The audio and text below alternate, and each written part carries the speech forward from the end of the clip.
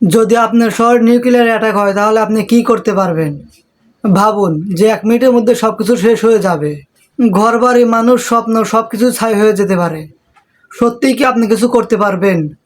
তাহলে বেঁচে থাকা সম্ভব হয়? যদি আপনি এখন থেকে প্রস্তুত থাকেন তাহলে এবং মৃত্যু এবং জীবনের মাঝখানে অংশটুকু আপনি পাবেন। কারণ যখন একটা নিউক্লিয়ার বোম পড়ে তখন শুধু একটা বিস্ফোরণই হয় না, শুরু হয় বিপজ্জনক একটি খেলা যাকে বলা হয় রেডিয়েশন ফলআউট। তাতে যারা বেঁচে থাকে তারাও ধীরে ধীরে মারা যেতে থাকে। মনে রাখবেন, যখনই আপনার সামনে নিউক্লিয়ার বোমা পড়বে তখনই আপনার চোখের সামনে একটি সাদা অংশ চলে আসবে। আর এই আলোর দিকে তাকানো মানে নিজের চোখের জ্যোতি হারানো। আপনি অন্ধ হয়ে যেতে পারেন। তাই প্রথম পদক্ষেপ, যখনই আপনার বিস্ফোরণ শুরু হবে তখনই চোখ আপনি বন্ধ করে রাখবেন। যখনই নিউক্লিয়ার মাটিতে পড়বে তখনই আপনি মাটিতে শুয়ে পড়বেন। চোখ, কান এবং নাক সব কিছু বন্ধ রাখবেন এবং কাপড় দিয়ে মুখটাও ঢেকে রাখবেন। এটি আপনার প্রথম সুরক্ষা। এখন আপনার মনে প্রশ্ন আসে যে আপনি কোথায় যাবেন? আপনার আশেপাশে যদি আন্ডারগ্রাউন্ড থাকে বা রেল স্টেশন থাকে, আপনি ওখানে গিয়ে অনেক নিচে লুকিয়ে পড়বেন। কারণ মাটির নিচে থাকে নিউক্লিয়ার ফলআউট থেকে বাঁচার উপায় সবচেয়ে প্রথম ওটি বেশি জরুরি। তবে যদি এসব জিনিস না থাকে তবে নিজের ঘরকে শেল্টার বানাতে হবে। আপনার ঘরের প্রতিটি ছিদ্র কাপড় বা টেপ দিয়ে সব কিছু দিয়ে বন্ধ করে দিন, যাতে ওখানে বায়ু প্রবেশ করতে না পারে। অ্যাটাকের আগে বা নিউক্লিয়ার বোম ফাটার আগে আপনার কাছে কয়েক মিনিট সময় থাকবে। তার জন্য ড্রাই ফ্রুট রাখুন, বাদাম, পেস্তা এবং অন্যান্য জিনিস যা আপনি রান্না করে ছাড়াও নিজে সুন্দরভাবে খেতে পারবেন।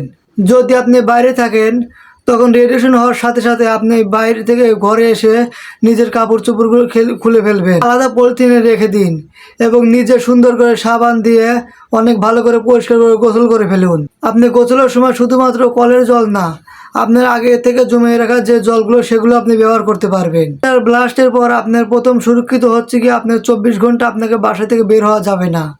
এই সময় বাইরে যাওয়া মানে মৃত্যুকে আমন্ত্রণ জানিয়ে বাড়িতে নিয়ে আসা। 24 ঘন্টা আপনার শেল্টার থেকে একদম বাইরে বের হবেন না। যদি সরকার থেকে আপনার কাছে যোগাযোগ করা হয় তবে তাদের নির্দেশনা মেনে চলুন। তবে আপনারা 72 ঘন্টা বাইরে বের হবেন না। এতে আপনার অনেক বড় ক্ষতি হতে পারে, মৃত্যু ঝুঁকি হতে পারে। শুধুমাত্র এই 3 দিন যদি আপনি সুন্দর করে সুরক্ষিতভাবে সময়গুলো কাটিয়ে দিতে পারেন তাহলে আপনার প্রাণ বেঁচে যেতে পারে। নিউক্লিয়ার বোম ফাটার পর আপনার ইলেকট্রিক ডিভাইসগুলো নষ্ট করে দিতে পারে।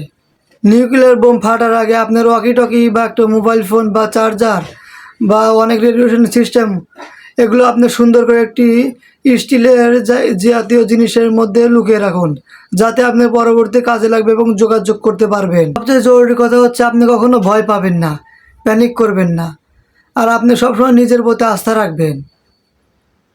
তা না হলে আপনি এখানে টিকতে পারবেন না। এ তথ্য শুধু আপনার জন্য নয়, আপনার পরিবারের জন্য, সমাজের জন্য, সবার জন্য এই তথ্যটি। নিজের প্রিয়জনের সাথে এই তথ্যগুলো শেয়ার করুন। আপনার এই শেয়ারের মাধ্যমে হতে পারে তার জীবনটা বেঁচে যেতে পারে। আমরা শুধু ভালো কন্টেন্ট নয়, আপনার সুরক্ষিত চাই।